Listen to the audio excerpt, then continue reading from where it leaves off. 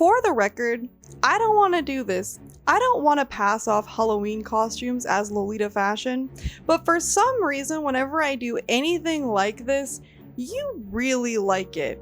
You just like to see me suffer. Is that it? I have already explained actual Lolita fashion in relation to Halloween, as well as made fun of costumes that are Lolita, so what's left but to actually try some on? First things first, I am talking about Lolita fashion, as in the style that originates from Harajuku with influences from English Victorian era fashion as well as French Rococo era fashion, and not the book or films or the aesthetics associated with that style. If you have any questions, comments, or concerns about how Lolita fashion does not relate to the book or adapted films, this is the video for you. This one. Not this, okay? Go watch that video. Lolita costumes and costumes in general are sort of hard to define because the real true definition of costume can sort of be applied to anything. But I think the important distinction that Lolitas often try to make is that they are dressing up to reflect themselves. I think the traits we apply to costumes in order to separate them from regular fashion is that you are dressing up to pretend to be something. You are becoming a character. You are impersonating something. This is why costumes that impersonate other cultures and races are so disrespectful and so inappropriate because they are undermining years of history, often erasing struggles that you may not understand, and undermining and misrepresenting cultural iconography. Now, this is an entirely different ballgame that I'm definitely not educated in enough to fully explain. However, I can tell you, don't dress up like another race or culture for Halloween. Just don't do it. And the only way that we can tell the Halloween industry to stop making these costumes is to stop buying them. This all comes back to Lolita fashion because Lolita costumes in the past have been marketed as being a Japanese girl, which is a disservice to Japanese people because Lolita fashion and other Harajuku substyles are not traditional Japanese culture. They are pop culture. They are counterculture. They are alternative. Therefore, they shouldn't be used to represent Japan as a whole.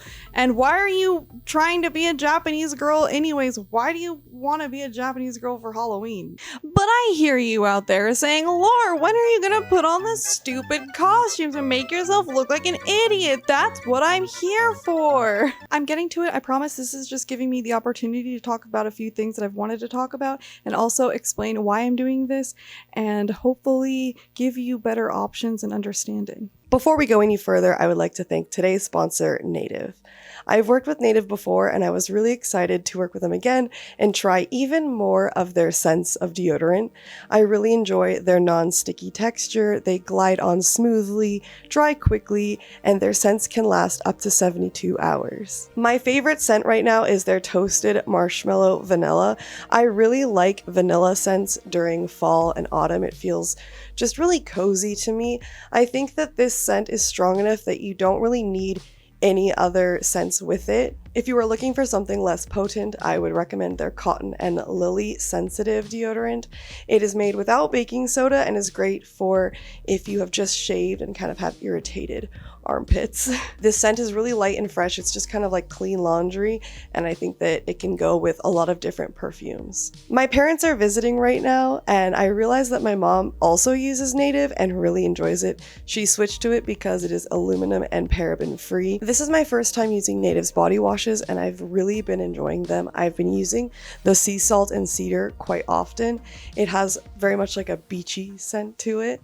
I appreciate that they have a comprehensive ingredient list on the back, which uses pretty plain words so that you can understand it without questioning what's in your product. I've also tried their coconut and vanilla one, and this scent I really like because neither the coconut or vanilla is overpowering. They're both kind of at the same level, which kind of like cancels them out and you can't tell which one you're smelling, if that makes sense. The scent reminds me of Cabbage Patch Kids.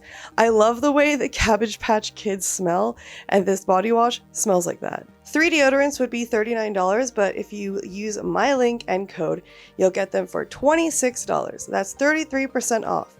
With my code, you can also get 20% off any body wash or toothpaste. My lights are way too bright for this packaging. Thank you so much, Native, for sponsoring this segment of the video.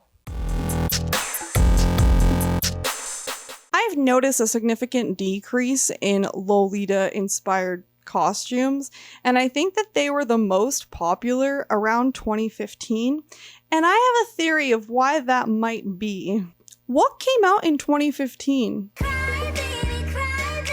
There is no denying that Melanie Martinez was everywhere in 2015.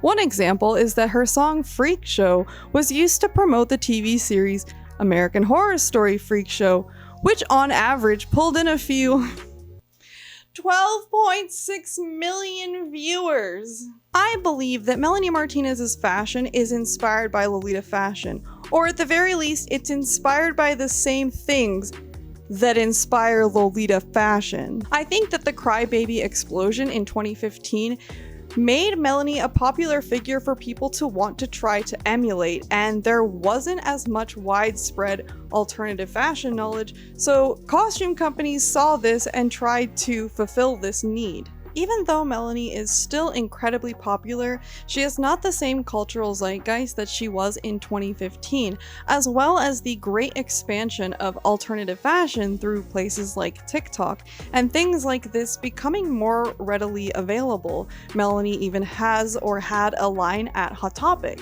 I see a lot of Lolita inspiration in doll costumes, and I think that these are intended for people who may have passed Lolita or alternative fashion somewhere but don't exactly fully understand it, or are under the impression that they can't get Lolita fashion. Maybe this comes from the misconception that we are living dolls when we are not, but people may see this style in passing and not fully understand it, but be interested in it and want to replicate it, so they will do that through these costumes.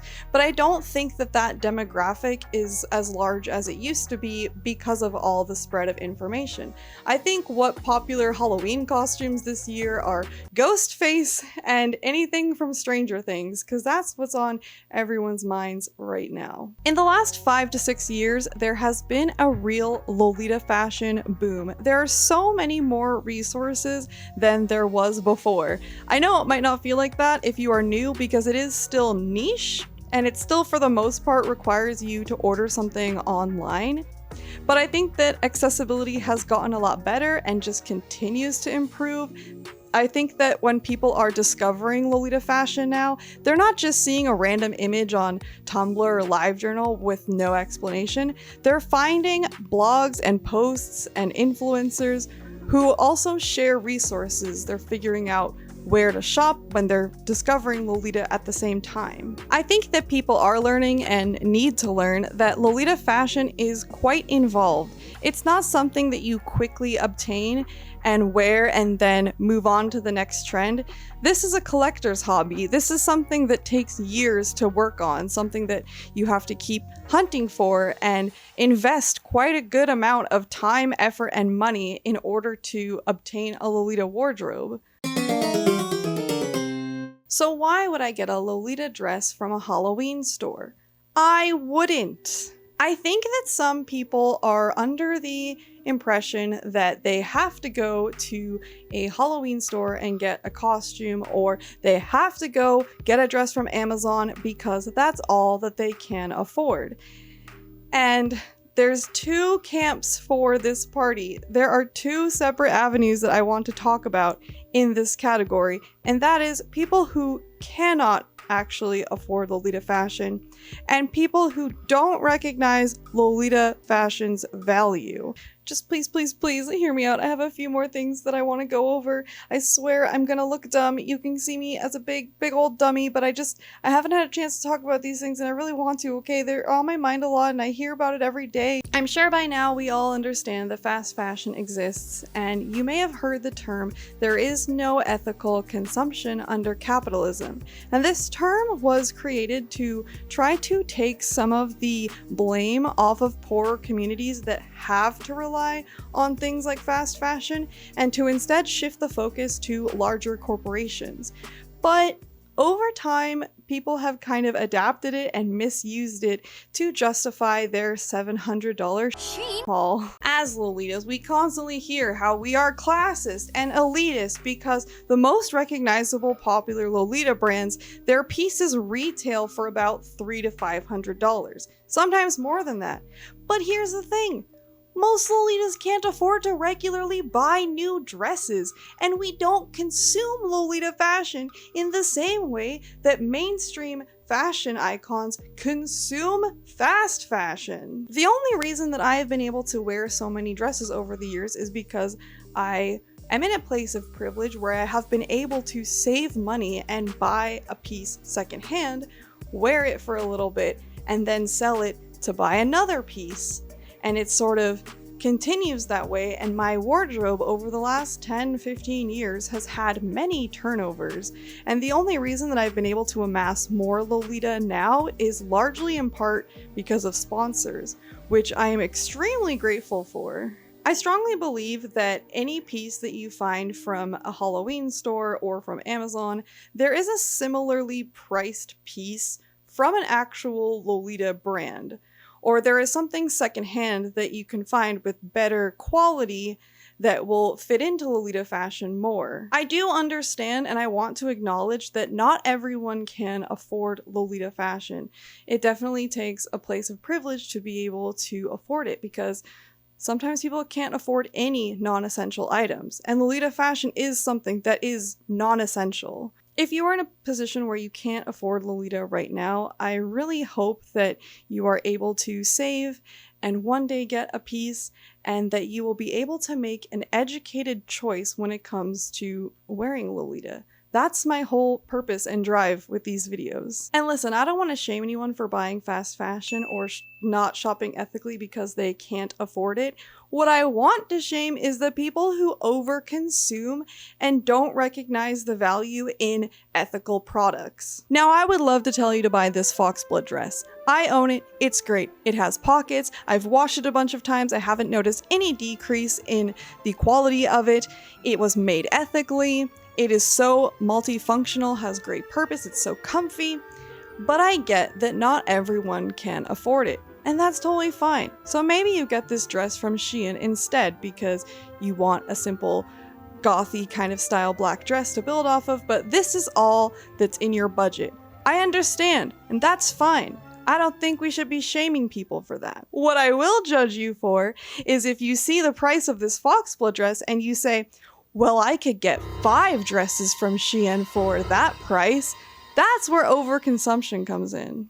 Why do you need 5 dresses? Ask a Lolita how often they actually buy new clothes, and compare that to someone who is also interested in fashion in their same socioeconomic status but is not a Lolita, and I'm telling you, every time the Lolita will buy less, because Lolitas have this sharp, strategic focus. Even though they're always talking about clothes, they are really working and hunting to get specific items. I am talking Lolitas will hunt for a dress for years, and then they will keep that dress for years. And then they're not just gonna throw it away, they're gonna sell it to someone else or trade it for another piece. So that item is going to then continue to live on.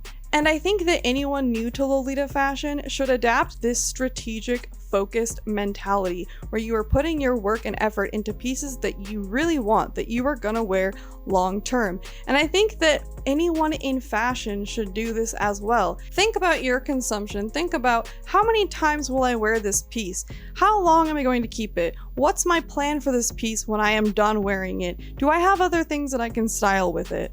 We still need to put a lot of pressure on larger corporations for overproduction and overconsumption, but I think as consumers, it's good to be aware of these things, and we should be respectful to smaller ethical companies like Foxblood, many Lolita brands, and artists about their pricing and recognizing their value. If you are in a place of privilege but you still cannot wrap your head around paying $200 for one dress, and you think that you should have 10 dresses for $20 a piece because that is what you are owed, that is what you deserve, that is what you are entitled to, well, make sure to weatherproof those knockoff Doc Martens from Daddy Bezos, because I hear that the sodium in your saliva really damages the material. Oh wait, it doesn't matter because you'll just buy another pair! The irony of me talking about overconsumption in a video about Halloween costumes is not lost on me. I realize that a holiday where traditionally you buy a costume to wear for one day is not exactly responsible consumption, but I think that we can take this mentality into Halloween shopping. The pieces that I'm going to get, I am either going to find a way to repurpose and reuse, or I'm going to return for pieces that I can add to my Lolita wardrobe and use regularly. You might be wondering whatever happened to my Walmart dress and my Amazon dress, and I am here to update you. The Walmart dress is now a haunt dress for a friend of mine. She wears it as a spooky character. However, she's not an online personality, so I'm not going to show any photos because we what? Respect our friends' internet boundaries. I was going to collaborate with a friend to sew things and alter the Amazon dress to make it different, but I've decided instead to just keep it as it is because I like using it to portray Ida characters in media. I've made a few TikToks with it and I have some YouTube sketches that I have planned to use it for, so I still have it and it is still intact the way it was. Hello enemies, it's me, Ludicrous Lor, and I am here to review my 2 brand new Lolita dresses. I should have gone full Ida for this segment, what am I thinking? Let's start with this deadly doll. Includes dress, headband, gloves, and socks. The bow looks possibly promising. We'll see. Okay, I'm actually impressed that it does come with socks. I'm not gonna try the socks on because, oh, they're so... This could cause injury. Why are you warning me about the bag? This lace needs a warning. This feels like no joke paper. It's bad. Is there any wiring or anything in it to prop it up? This lace offends me. It feels like something else that's not clothing, but I can't really put my finger on it. It kind of feels like insulation. I thought that it had poofy and then straight sleeves, similar to this dress. I thought that it would poof out and then go straight, which is a very common shape in Lolita fashion, but it's not, it's just scare cloth. Alright, this next one is Gothic Lolita, or a Victorian doll. This is like a mesh material. Is it see-through? I think this might be see-through. This makes me nostalgic for high school because it feels like, it feels terrible. It feels like I would get really excited to buy awful costumes and wear them to high school. Alright, so this is terrible. I hate it. I can definitely find a better option from Bodyline. The material is awful. It cost about $65. Not worth it. The shape of the bow, terrible. It's very ill-fitting. It's not quite short enough to be sexy, but not long enough to be cute. I hate it. I can't believe I'm wearing a mini hat. The shape of it, there's no redeeming it. It's just awful. I can't figure out a way to make it stand up or look better. I think it's just bad. The material is very scratchy. It's, again, not long enough to be elegant and not really short enough to be sexy. It's ill-fitting. I think this is meant to be more of a sexy costume, and I think that there's better options for sexy costumes out there than this one. I decided to go full Ida Force and wear like a bright colored pink wig with it to kind of mimic the wig that I saw at Spirit Halloween that they wanted to pair this with. I'm definitely not going to keep these dresses. I can't see any use I would have for them. I don't like them at all. So I did end up returning the dresses. I had no problem with it, and instead I got a bunch of headpieces and this really cute sweater. I went in and I really took my time looking at everything and thinking about what I have and how I could pair pieces together. Hopefully this segment will give you new ideas of how to wear your pieces. I know you might not have the same things as me, but at least it will give you ideas to open up your mind. And if you do have the same things as me, you could try these out too. So I found this really cute witch's hat. I was really surprised to find it in Spirit Halloween, honestly. It's a dusty rose, which I don't have really in my wardrobe, and I wanted to do a spooky cute witch magical girl look. So I used this meta dress that has little bits of pink in it, that way it doesn't stand out too much with the pink hat. I think that the fact that they don't match would be more obvious if my main piece was like solid pink, so instead I used one that had little pieces of pink within it. I saw this Cupid's headpiece and I immediately thought about my Miss Danger dress, and I thought that it would go perfectly, which it does. I'm so happy with it. It looks so nice. Madonna crowns have been a popular piece in Lolita for a while, although I haven't seen it more recently, and I would love to bring them back, especially Madonna crowns with extra adornments like these gems. I don't know what this look is, but I like it. It's more of like a creepy Cupid. And then I also got these really cute horns, which were on clips. I took the clips off and I'm actually going to put them on a headband because I found putting them on was kind of annoying. But I like how it adds this even more evil element. I added some fake blood as well, and this is kind of like an evil devil. I feel like this could also be an evil vampire. I feel like this is a Lolita version of my friend Annie Haunt and her vampire character. I really enjoy it. I really want to do like a full-on photo shoot with this. I would totally wear this to a Lolita meetup. I love it. I love finding more ways to appreciate my Miss Danger dress. I forgot to mention character-inspired Lolita and cosplay Lolita. I've explored this topic in this video and I ended up more confused than I was to start with. Essentially, a character inspired Lolita coordinate is like not as literal. It's taking things that are inspired by the character and making a Lolita coordinate out of it. And then there's cosplay Lolita, where you are trying to more portray the character through Lolita. And like where to draw the lines for that is always really confusing for me. I even messed up some of the submissions that were given to me because I thought that they were more cosplay, but they said that they were more character inspired. It doesn't matter. Who cares? Just do whatever you want. Call it whatever you want.